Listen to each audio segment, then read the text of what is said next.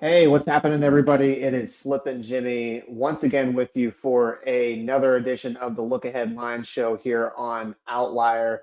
Glad to be back with you here at my home base. I know we had to kind of like weirdly do for week 9 a little bit of a road trip, but glad to be back. Same time, same place. I think there's like a little bit of some daylight savings time stuff going on today in terms of the schedule, but we do this every week at 9 p.m. Eastern.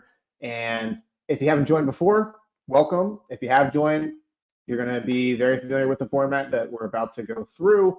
So we're going to go through each of the games for the upcoming week, kind of try and compare, see which direction we think some of those lines will ultimately be going towards, or where we think we can probably find some kind of plus EV bets right now, and maybe call it some props, some things to kind of just look out for. Just a good way to start taking some notes, even if you don't want to actually place bets on these right away. It's a good exercise to start doing every Sunday night, kind of review some of the different injury moves, power ratings, kind of anticipate where those are going, and then hopefully find some good bets for you here in the next 30 to 40 minutes or so. So with that, I'm going to get us started here and present.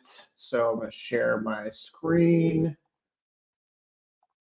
and we will dive right into things. So um, taking a look at we'll start with the Thursday night game with pretty good one. Bengals and Ravens, AFC North battle here. For this one, for the Bengals, I mean, man, I think at this point, yeah, I mean, we're into week 10.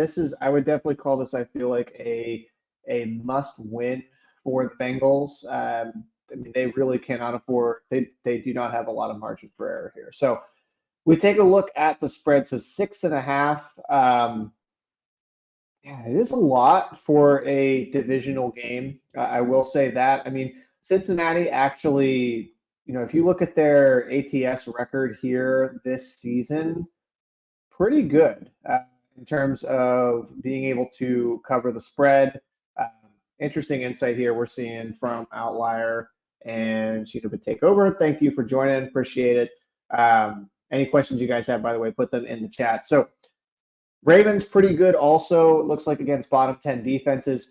These two teams, they did play each other prior, and they had I mean, honestly, hell of a game in that. That was a 41-38 Baltimore win in Cincinnati. That was actually one of the games that Cincy did not cover in terms of the plus 2.5 there. So, and actually I've seen 50% against the spread, 56%. Okay, so let's go back here though to I'm seeing 89% in terms of 6.5. That's why I got a little bit confused there. So 6.5. Where do we think this line will go if we're looking at some of the injuries? No significant injuries for Baltimore. Cincinnati did have their tight end Eric All Jr. go down today. That doesn't really matter. I mean, look at Mike Gesicki's day and in terms of how he had that. I am curious to see that the money line is showing a little bit plus EV. Not particularly big time though. If we take a look here on to Pinnacle, we're seeing this is moving a little bit more towards Cincinnati. I would agree with that. I think Cincinnati, again, these two teams figure they played. So this was about a month ago, closed Cincy plus 2.5 at home. So we're going to take a 4-point adjustment over to Baltimore, right? Because you got to take away the home field that Cincinnati had. And then you also about 2 points for adding to Baltimore's home field, be a 4-point spread. So that would take us to Baltimore minus 2.5. I think Cincinnati has definitely, they've certainly lost, I think, some of their power ratings since then. But I also don't know if that's warrants an 8-point move from the game that would have been played in Cincy. Figure again, that game would have been about Baltimore probably minus 2.5, -3 about a month ago, and now we're looking at minus 6.5. So don't know if that is worth the 3.5 points there personally. Taking a look here at Bookmaker, it is 6.5 on here. And then 6.5 minus 110, 52.5 is the total at pretty much everywhere here. So not seeing a ton of value on this. Since we have done this, by the way, I have put together a quick little website that I'll probably try to go through just to see. This is taking some of the DVOA metrics. So a lot of this stuff also gets factored into the market. Not going to go into explaining each of these, but just kind of take a look at where some of these teams go in terms of like red is very good, blue is very bad. You can see on the Cincinnati side. So we're looking at the ways that they're going to be able to potentially gain some advantages. They don't run the ball well. Baltimore has a very good run defense. Baltimore, though, obviously a pass funnel. Do think Cincinnati will be able to, again, score points. Again, they scored 38 in this previous matchup. So for me, I do think that 6.5, you could see that potentially get down to 6, maybe 5.5. You know, I think this just being a divisional game too, that just seems too many points for me for Cincy on the road. Also, probably getting a little bit too big of an upgrade there for Baltimore coming off of the Denver game, which, Denver might have been a little bit fluky themselves within that. All right, keep moving along here. We've got the New York Giants to the newly 2-7 Carolina Panthers. What a win that was today for the Panthers. I mean, my goodness. Congrats, Bryce Young, on what was that your fourth? I think it was fourth win in his career. Don't know how many much more he's going to have of those. But so we're seeing this is plus EV a little bit on the Carolina money line side. I don't think I could take Carolina even as bad as the Giants have really been. That game today, by the way, was not as close as the final score indicated with the Giants and the Commanders. You are seeing that this is plus 186 on Pinnacle. We do not have, so typically when we do this, bookmaker does not have money lines out yet. We're seeing +5, +4.5, and then +4.5 here. What am I seeing for the spread? +4.5. So not a ton of value on this. I kind of would like the under in this matchup. I know Carolina scored, 23 points today. I believe New Orleans had, I think, 3 turnovers in that game, though, as well. I'd have to double check that. But I think that Carolina did get the benefit of some good field position in that game. 42.5 does seem a little bit high. And yeah, looks like Penny agrees with me here. That's minus 126 in terms of the price that we're seeing at Pinnacle. If we're looking at 42 and 42 juiced a little bit under. So yeah, I think that would be a bet for me if I'm putting this in right now. Just don't see these offenses, at least Carolina's offense, really being able to do a whole lot. And then if you kind of go back here, just a quick look at, team offensive DVOA, they are near dead last in the league. Maybe they are actually dead last. I have to confirm that. But yeah, just don't see a ton of advantages here for Carolina, even though, they do actually run the ball pretty well, and the Giants do not defend the run at all. So either way, 42.5, a little bit too high for me. And I think market is moving in the direction of an under there as well. Skip past the Bucks and Niners. Bucks still have yet to play for tomorrow. So we will see what happens. Will we get Mike Evans back for this game? This line to me is priced that he could be playing. Certainly the total is priced around that way, even though I know Tampa has scored really without him. But yeah, this one, going to pass on this for now. I would look at that total being maybe 48.5, a tad too high, but we will skip past this. We're also going to skip past the Vikings and the Jags. Interesting. I mean, we'll see if, Minnesota, I think the market has probably cooled on them a little bit in recent weeks. I know that game against Indianapolis right now is tied 0-0. Their offense has had some issues a little bit in terms of like getting out to a early lead and then being able to actually consistently get good offense. Some of the analytics stuff for them is still going to look good. 5.5 to me probably seems about right, but I could see some Jags steam coming here. Jags, by not great expectations for them, but they did cover the number against Philadelphia today. They had a chance to win that game too in Philly. So we'll see if the market does want to back Jags one more time there. All right, so we got the Steelers here against the Commanders. As I talked about them a little bit earlier in that Giants game, that game was not as close as the final score may indicate in that one. 27-22. Commanders, I had multiple bets on the Commanders. That was actually my biggest position for today. I took them on the look ahead at -2.5. That covered easily, but I also took an alt of -10. Little bit disappointed that didn't come home today, but yeah, that game was not really as close as that final score may indicate here. Washington, as you can see, they've been a dead over team. Interesting to me that the Steelers are now in the mid 40s territory. Figure if we go back and look at, so take a look at some of their totals right here for 2024. So we start with 42.5 with Atlanta, 36.5, 36-41 with Indy, 43.5, the highest total that we got up until this point. So this is their highest total of any game this season. 36.5 for Vegas, 40 against the Jets, and then 37.5 for the G-Men. Boy, I mean, 30. That's just 37.5 with the Giants, and we're getting a 7-point adjustment here for the Commanders. I get that obviously the Commanders have a very good offense. Boy, that does seem like too many points. Let's see, 44.5. Let's take a look here on Pinnacle. So market starting agrees with me slightly here, a little bit of juice towards the under on that 44.5. We take a look on Bookmaker.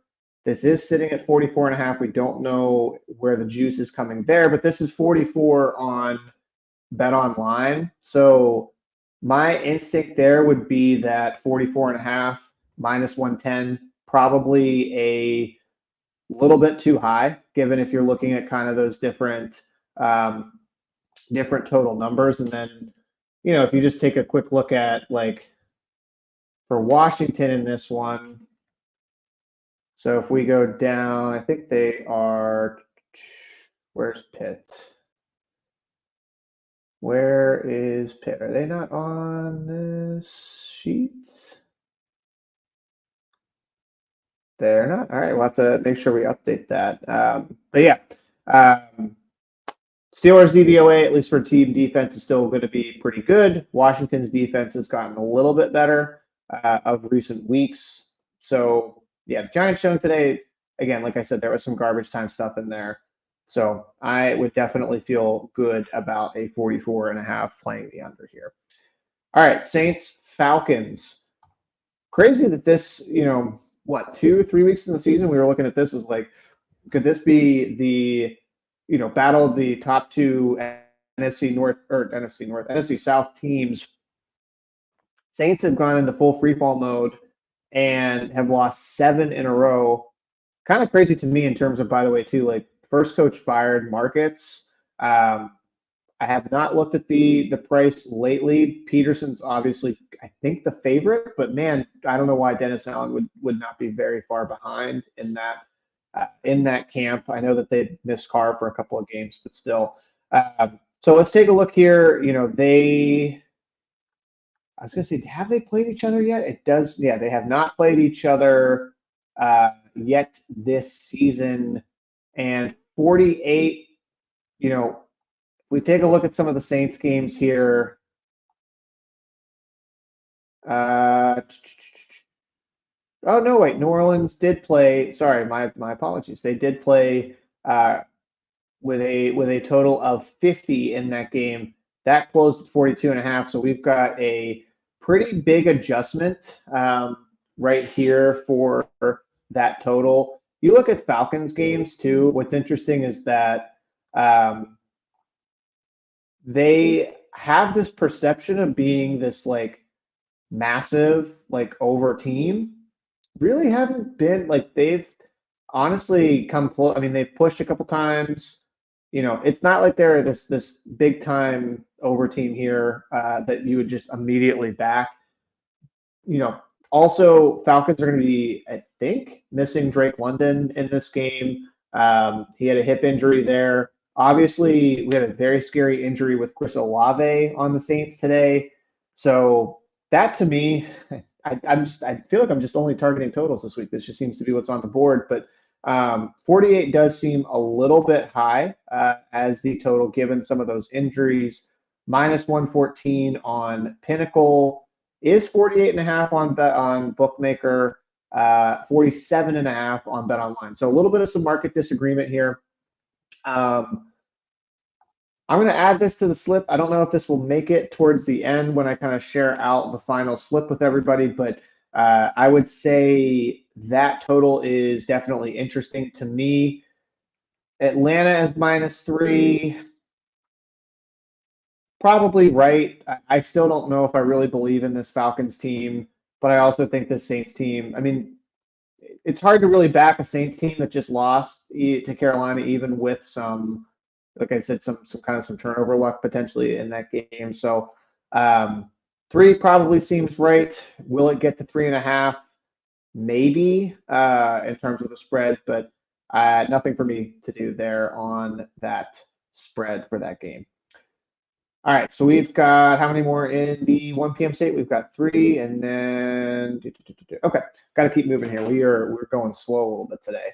So New England and the Bears. I mean, this is just kind of laughable to me that Chicago is what -7 in this game. You take a look at New England with Drake May. So if we take a look at those games, right? Drake May game, cover. Drake May game, cover. Okay, bad game against Jacksonville. I grant you that. Bad game against Houston. This team, though, has been able to at least stay in some of these games a little bit more. And to me, like, I just have a hard time getting there as Chicago as 7-point favorites. Also, Chicago. Chicago had a pretty bad showing today at Arizona. Don't really see where their offense is going to be scoring a ton of points in this game. I mean, especially a 39. So you've got a 7-point spread with 39.5 as your total, which I think could even go potentially a little bit under there. And just quickly into Pinnacle. Are we seeing a line here? Yeah. So market says 7 on this one. Nothing yet on Bookmaker, and then 7 here, but a little bit juiced towards New England. So yeah, for me, it would be Patriots or pass. I think this could definitely get under 7. I would definitely like the Patriots at 7 or anything above. I mean, yeah, Chicago also, like, again, look at the against the spread this season, been pretty terrible. Uh, they have basically, what, 60% they have actually been against, where they've been losing against the spread this season. So yeah, Patriots or pass for me on that Bears game. We want to keep scrolling down here. So we've got Bills and Colts. We got to skip that one based on the Colts are still playing in tonight's game against the Vikings. So we want to move past that and get on to Broncos and Chiefs. Chiefs got to play tomorrow, so we will also move past this one as well. Just an initial note here, though, I would say that Denver at 9.5 is too many points. I know Denver, again, got their butts kicked today, but I'm not saying that Denver is necessarily a great team, but I also don't necessarily think that the Chiefs are going to be, this is a division game. Denver plays Kansas City, always tough. Denver has also been pretty good against the spread this season, so I would definitely lean Denver. And I don't, if it gets to 10, absolutely a Denver play, but it doesn't know, don't know if that's actually going to get there because you're seeing a pretty soft 9.5 right now. Okay. Titans and Chargers. Will we get Will Levis back for this game? Probably. Um, I know that Callahan had said that he was pretty close to getting back this week. We don't know how serious that shoulder injury actually is, or if they just don't want Will Levis playing. I can't imagine that they would be that impressed from what they've seen from Mason Rudolph, but did get a win today, even though it was against the Patriots. Seeing this as plus EV on the money line. So that's a little bit interesting to me for Tennessee. If you go and look here on Pinnacle, you're seeing that this is 301, and this is 350 right now on FanDuel. Look at some of these other prices. You're getting about 20 cents off of market, off of next cheapest, which would be, or next, I guess, next best price, which would be DraftKings. Bookmaker's not going to have this price, plus 315 here on Bet Online. So just by EV alone, Tennessee is maybe worth a look here. I don't know necessarily how they're going to match up with the Chargers. That DVOA for the Chargers, again, this doesn't have this week's stats, so we got to wait to see what comes through week 9. But not necessarily like the Chargers are gangbusters here in terms of the opponent, kind of some of those different defensive ranks. Very good against receiving running backs, but the one thing that I think is interesting is that Tennessee is pretty, at least running the ball, Tennessee's pretty good. They're at least league average or a little bit above average. Find that interesting that the Chargers are not necessarily great in that department for the ALR, which is adjusted line yards. So, yeah, Titans might have some matchup advantages here. If we take a look here at the total, it's also 38. Usually I'm going to like a big money line or a big spread when you've got that low of a total. So I don't necessarily hate the spread on this as well, but I'll take the money line just because that is plus EV at the moment. All right, we've got a couple more looking kind of like not a ton of great games if we're looking at the slate. I mean, Bills, Colts, Broncos, Chiefs. Those are, as in the words of Bill Simmons, watchables. I guess the Steelers and Commanders is like the best game of the week, and Bengals and Ravens also. So, something I guess spread out there, but a little bit of a weird week in terms of like some actual like great matchups. Take a look at the Jets and the Cardinals. So Cardinals, I'm seeing plus EV on the money line. Now, Jets are coming off of a Thursday night game. They've got a little bit of rest. However, they also have to come out west for this game. So probably put that as, maybe a slight small advantage for Jets, but not a big one. The Cardinals are a little bit plus EV on that money line. If we take a look, they are minus 130 on Pinnacle, but only minus 110 on Bet Online. So yeah, I was going to say, I'm like that's not a, don't necessarily think that's like an amazing price at minus 118. You can get that same price there at Bet Online right now. The spread at minus 1.5. Cardinals have been also kind of a weird team in terms of covering. Let's take a look. Was there no major injuries for the Cardinals today? We do need to kind of see what happens with Devontae Adams. Don't know how much he actually matters. Would kind of monitor some of the Jets in terms of their defensive injuries. They are still missing CJ Mosley. I know that they're missing one of their other corners, their safety. They had a lot of injuries coming into that Thursday night game.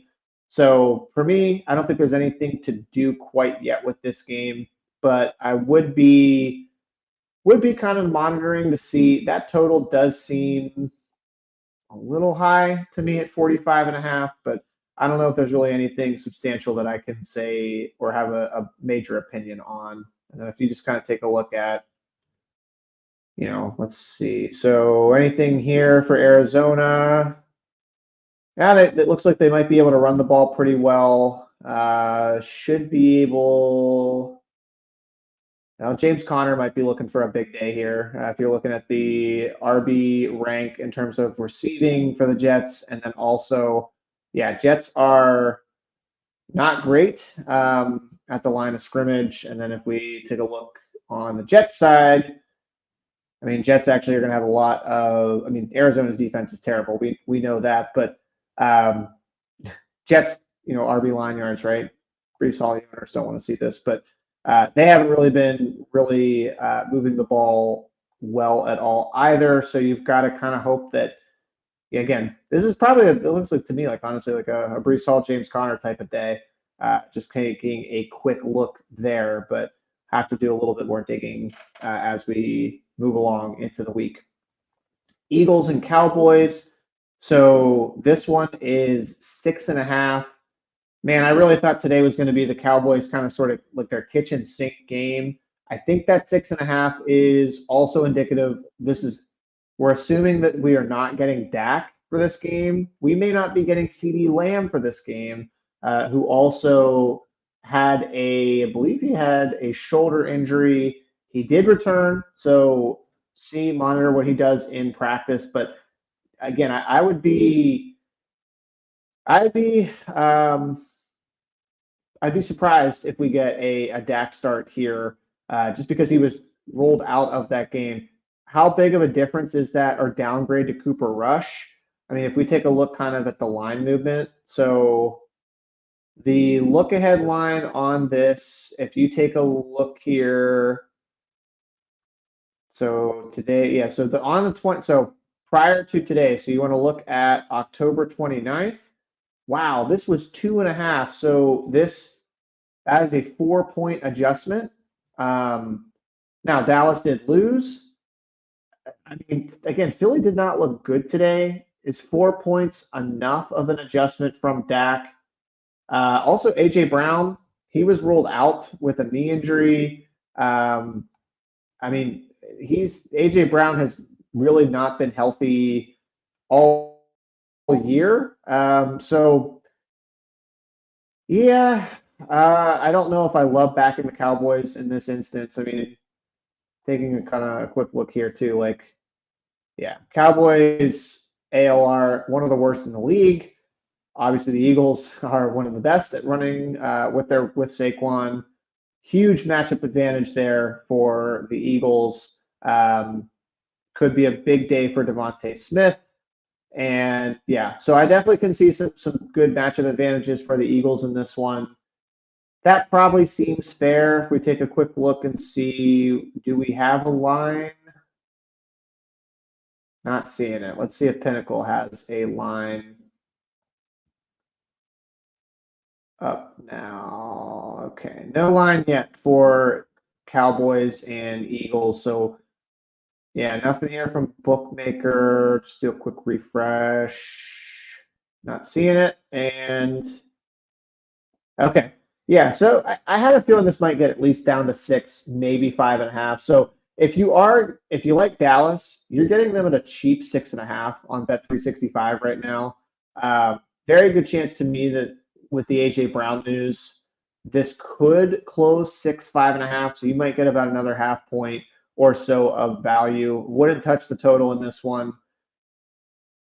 I'll put this in. We'll kind of review at the end, if we want to remove any of these. But yeah, 6.5 would at least be interesting to me on the Cowboys because, I mean, look, their season's certainly not over at 3-5, but I think in the NFC you're going to need to win at least 10 games, and yeah, they've got to basically go 7-2, and we don't know how long Dak's going to be out. So this is definitely a must-win for them as well. Lions and Texans. I was very curious to see where this line opened here. What is going to be the status of the star defensive end, Will Anderson, for this game? I don't think we're getting Nico Collins back just yet. I think we're like another week away, so we got to see what we get out of him.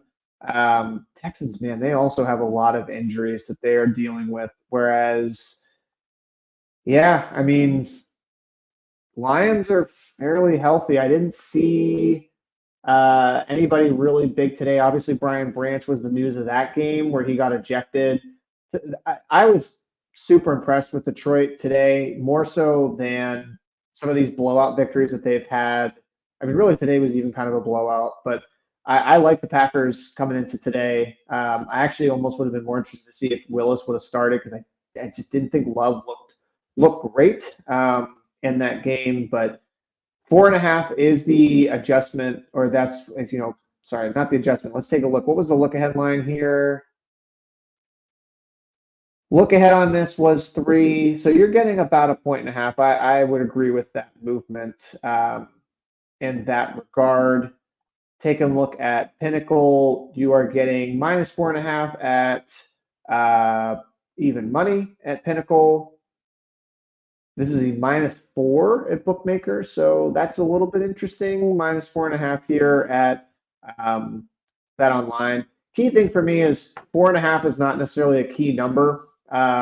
Detroit's going to need to score a touchdown in order to cover this. So, yeah, I don't know necessarily. I mean, the only thing I could say is that Detroit did just come off a pretty massive win for them in the division, and the Texans are going to be at home and are coming off a little bit of extra rest. So I wouldn't do anything with the spread. I think that that's probably the fair number there.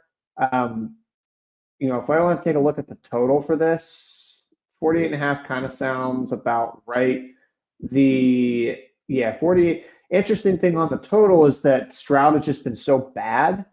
Um, but Detroit doesn't necessarily have a great pass rush, especially with Hutchinson out. So I don't have anything for this one, unfortunately. I think the spread is probably right. I think the total, I mean, this total has got to be, no, nothing there on team props. This total has got to be completely driven by Detroit expecting that they're going to score points.